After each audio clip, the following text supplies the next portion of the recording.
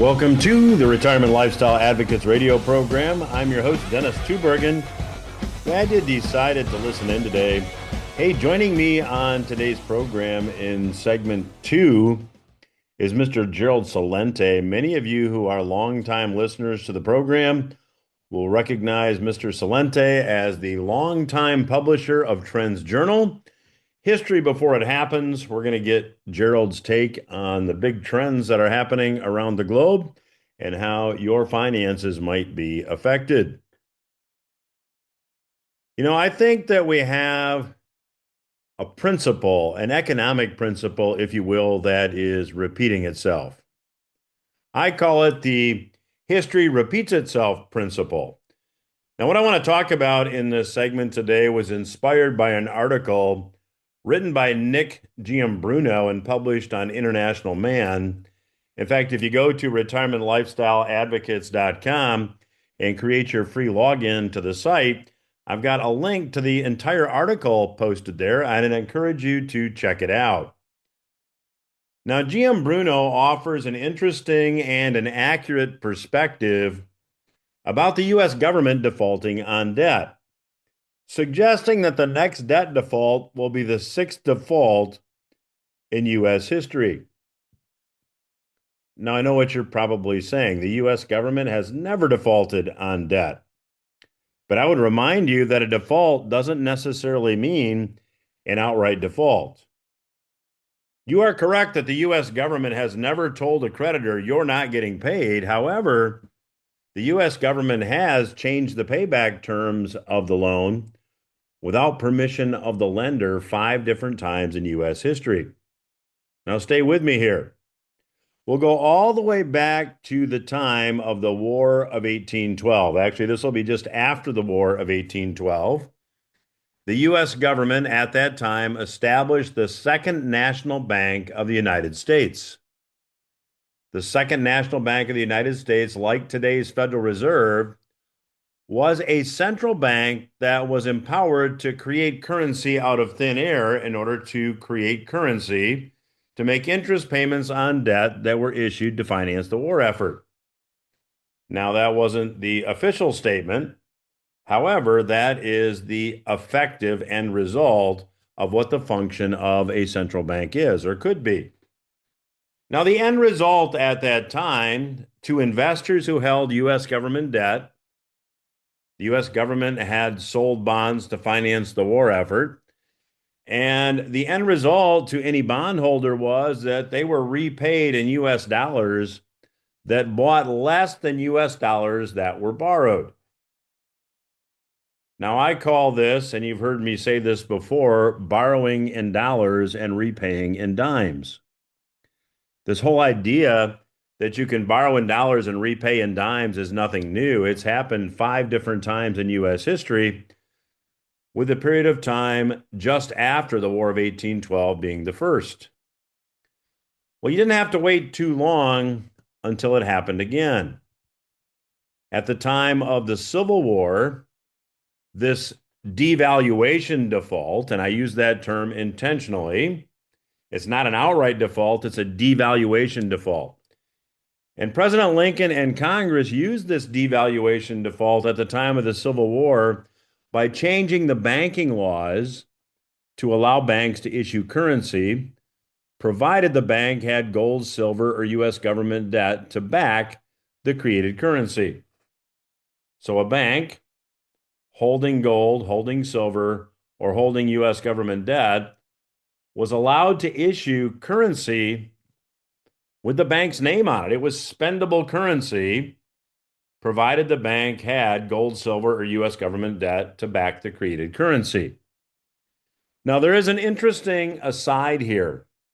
And if you listen to the podcast in which I interviewed Marty Armstrong just a few weeks ago, this is what the recently enacted Genius Act does.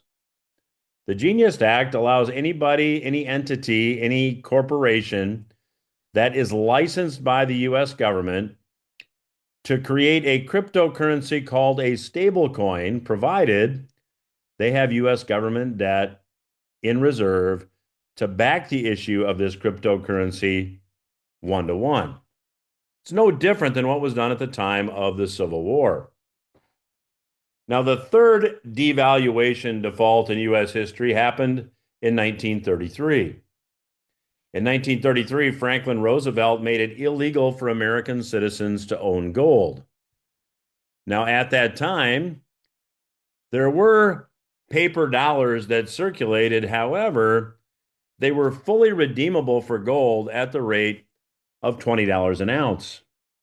In fact, at the bottom of the Federal Reserve note, if it was a $20 Federal Reserve note, it said $20 payable to the bearer on demand. So the note itself acknowledged that this was not money, but it was a claim check to get the real money. Well, Roosevelt required by executive order that all American citizens turn in their gold or face punishment. And that allowed the Federal Reserve to create currency to ostensibly fund the programs that were designed to fight the deflationary symptoms of the Great Depression. But once again, for the third time in U.S. history, we see this devaluation default principle in action. Now, up until 1968, silver certificates circulated. Many of you probably remember silver certificates. Like the Federal Reserve notes that I just talked about, silver certificates were redeemable for silver. In fact, if you had a $20 silver certificate, it said $20 in silver payable to the bearer on demand. Well, that redemption privilege was abandoned in 1968. At that time, silver certificates were redeemable for Federal Reserve notes. So as silver certificates went the way of the dinosaur, more currency could be created and the devaluation default could once again be used. If you're keeping score, that is the fourth time in U.S. history. Just a few years later, in 1971, the link between the U.S. dollar and gold was once again eliminated. Now, to close the gap in the story, after World War II, American citizens could still not own gold. That law was not changed until 1975. However, foreign investors could redeem their U.S. dollars for gold from 1944 up until 1971.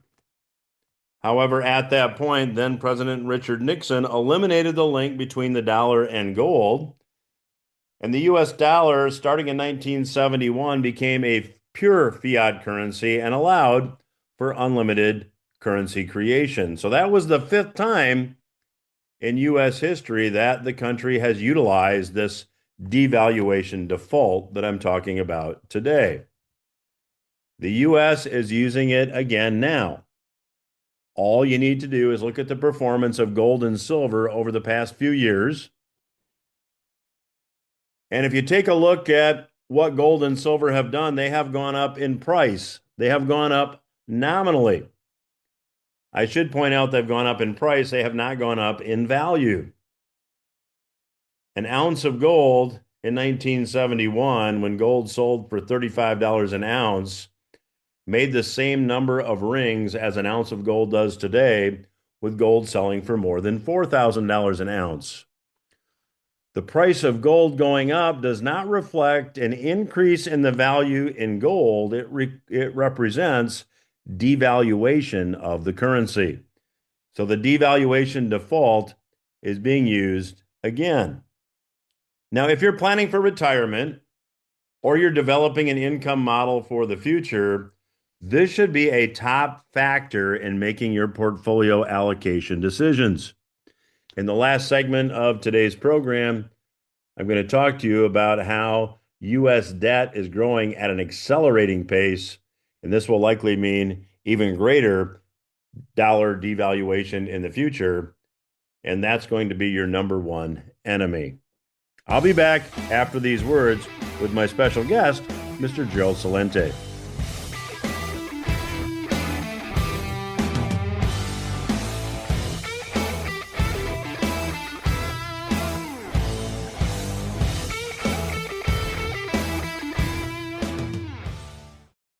Dennis Tubbergen here, host of the Retirement Lifestyle Advocates radio program. If you've not already done so, I'd like to invite you to go to the website retirementlifestyleadvocates.com and create your free login. Once you've created that free login, you'll get access every week to the podcast. You'll get access to the Headline Roundup newscast. You can also participate live in that newscast every Monday at noon. You'll also get a copy of my Portfolio Watch newsletter every Monday. Again, the website, retirementlifestyleadvocates.com. It's free. What are you waiting for?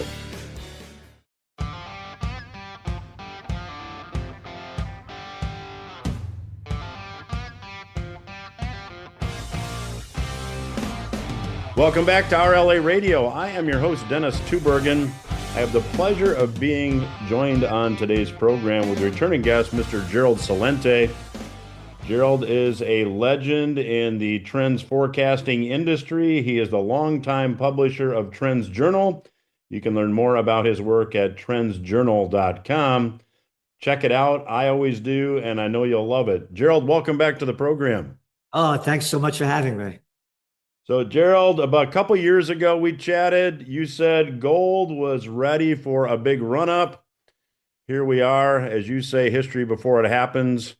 What's been the big driver of this gold run-up in your view? The world is going to crap, and the people know it that are investing in it. It's the death of the dollar. Go back in September of 2023, we said gold bottomed out. It's in the magazine at $1,850 an ounce. September, October, November, December, January 2nd of 2024, we said it would be a golden year for gold.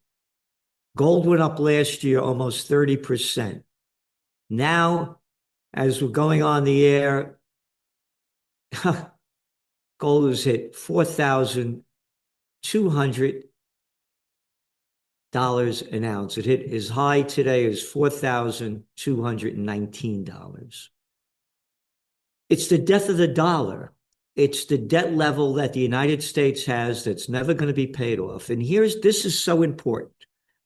Here, go to Wednesday's Wall Street Journal, business and finance section. Ford cuts trucks SUV production. Oracle and AMD set key deal. Well-trained crypto bets reap $160 million. Two of the biggest UN timberland owners, J&J, plan to not a word about spiking gold prices. Go to CNBC as they're on the air. Look at their front page of CNBC.com. Not a peep about rising gold prices. Oh, but AI, look at AI. How about NVIDIA? Oh, this guy. That's the junk they're putting out there. They don't want the people to know how bad this is. I've been at this. I began buying gold. It's like 1978. I think it was like $183 an ounce. I've been following gold since then. And now what they're saying, and again, they're not reporting this because they don't want people to know how bad things are.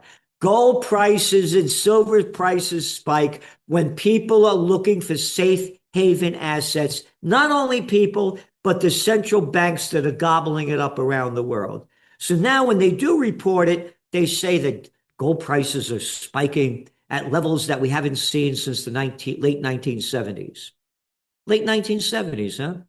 Back in the late 1970s, once upon a time, America, we're number one. No country could come close to us. Here, these are the data. It's in our Trends Journal this week. This is not 1970. Back then, America was number one. Those days are gone. It's a different world. Back in 1978, when gold prices started to spike, America's gross domestic product was around 2.5 trillion, while third world China's gross domestic product, you ready?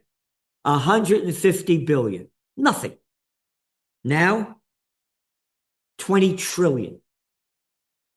And then India's, back then, 137 billion. Now, 4 trillion. The days of America's leadership are over, and much of the world has had enough of its socioeconomic and geopolitical hegemony. There's a thing called the BRICS. Oh, China and India. Oh, 1.4 billion, 1.4, 2.8 billion people versus 345 million in America. It's the death of the dollar. That's why gold is going up, the dollar's going down.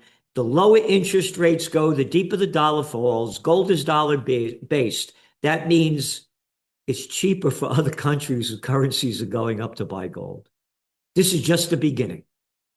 So, Joe, when you say it is just the beginning, certainly when you look at the fiscal gap of the United States, over $200 trillion, there is no math that allows that debt to be paid down with any level of taxes.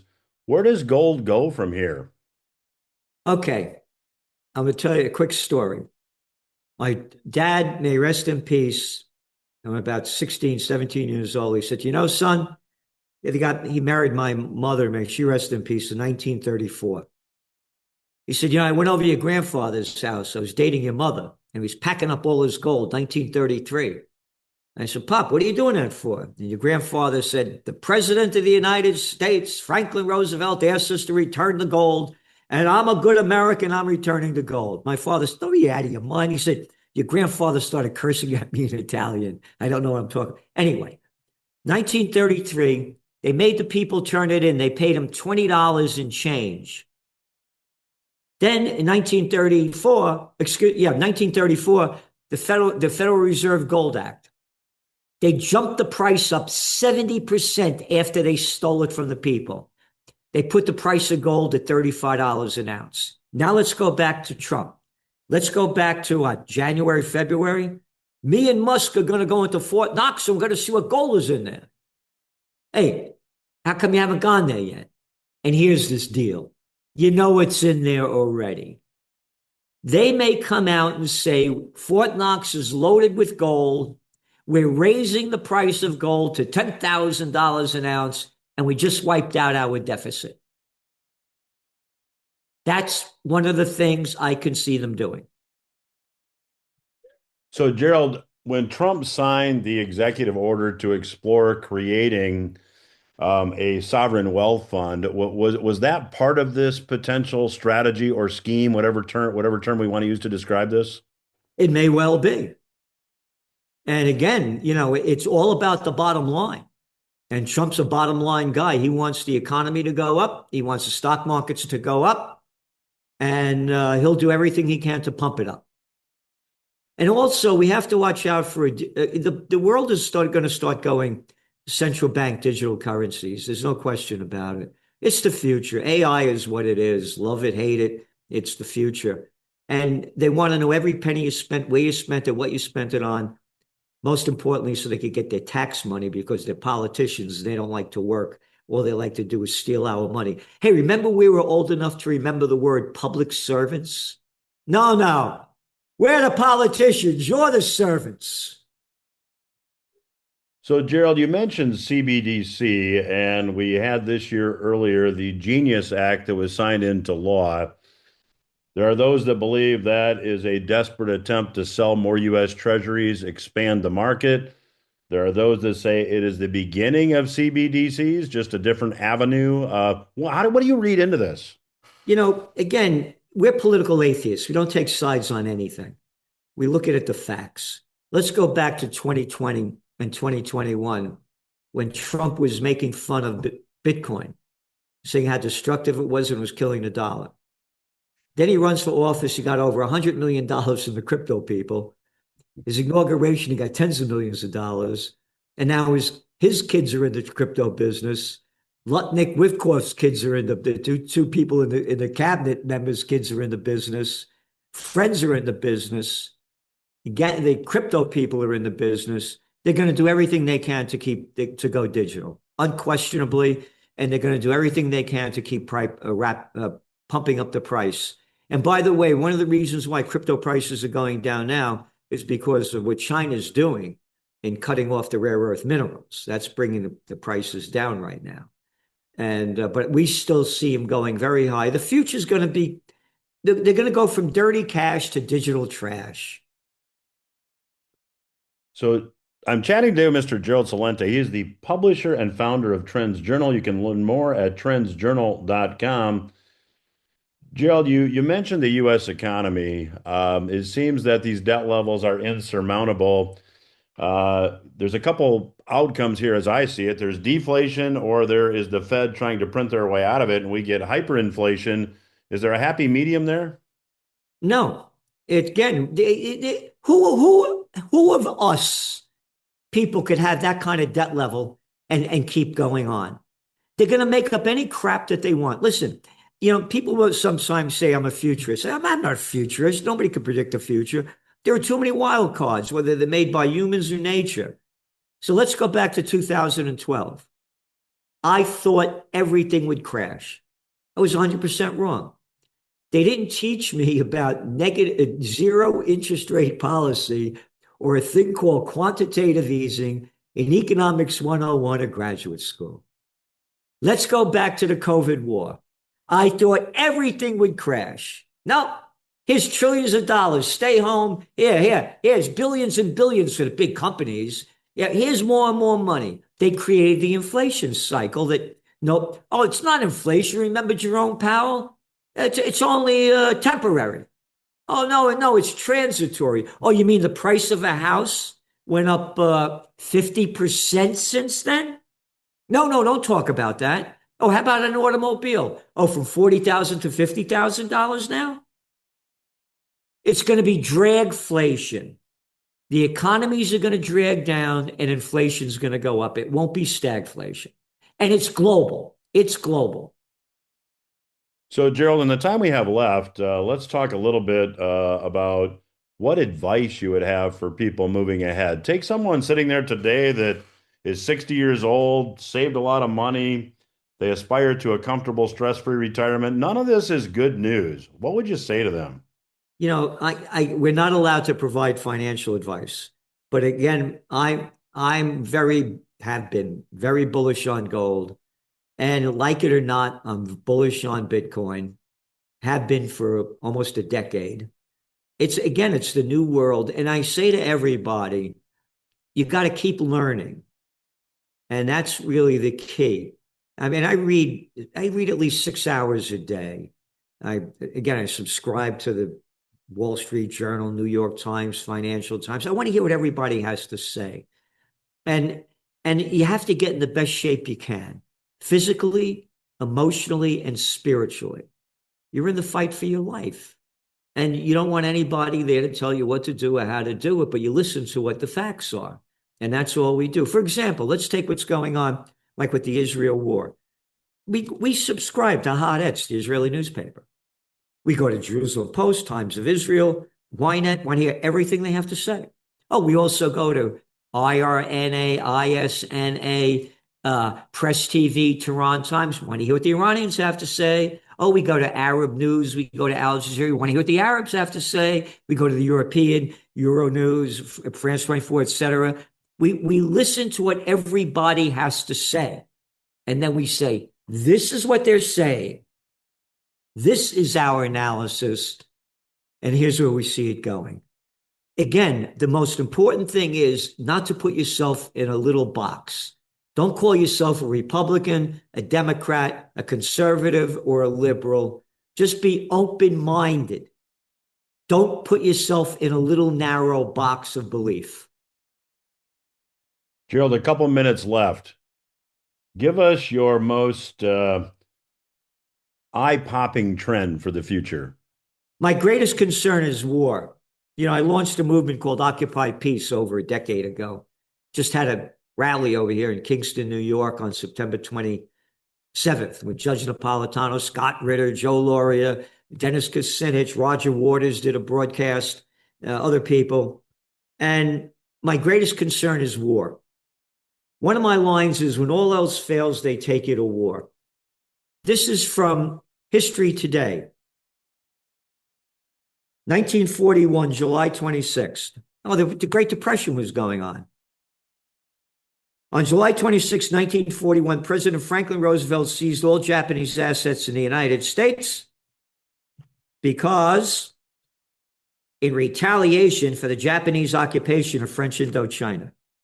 French Indochina? Who are you talking to? You mean Vietnam, Laos, and Cambodia? And what businesses are mine? And then the Dutch East Indies and the British followed suit. Dutch East Indies, what are they doing over there? You call it Dutch East Indies? They cut off 3/4. It's right here. This is History Today, mainstream. 3/4 of Japanese export trade and 88% of their oil, and stole their money. Can't understand why they bombed Pearl Harbor. When all else fails, they take you to war. What followed the dot-com bust? NASDAQ was down 80%. We were in a recession. People couldn't stand little Georgie Bush. 9/11. Everybody forgot about it, and they created the fake housing boom. Don't have a job, out of work, deep in debt. Don't worry about it. Sign over here, subprime mortgage. Oh, and then not my language, according to the Levy Institute of Bard College, the bankster bandits that did that, the Federal Reserve gave them $29 trillion to bail them out. When all else fails, they take you to war. You're looking at Europe ramping up their defense. We put only the facts in there.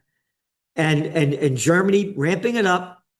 That's my greatest concern. When all else fails, they take it to war. Well, there's so much more we could talk about, but the clock says we have to leave it there. My guest today has been Mr. Gerald Celente. He is the publisher of Trends Journal. You can learn more at trendsjournal.com, and I'd encourage you to do that. Gerald, thanks so much for joining us today. Love to have you back down the road. Thanks for having me on, and thank you for all that you do. We will return after these words.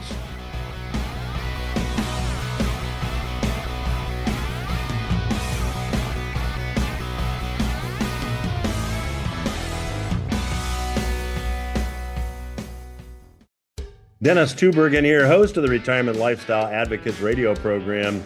If you've not already done so, I'd like to invite you to go to the website retirementlifestyleadvocates.com and create your free login. Once you've created that free login, you'll get access every week to the podcast. You'll get access to the Headline Roundup newscast. You can also participate live in that newscast every Monday at noon. You'll also get a copy of my Portfolio Watch newsletter every Monday. Again, the website, retirementlifestyleadvocates.com. It's free. What are you waiting for?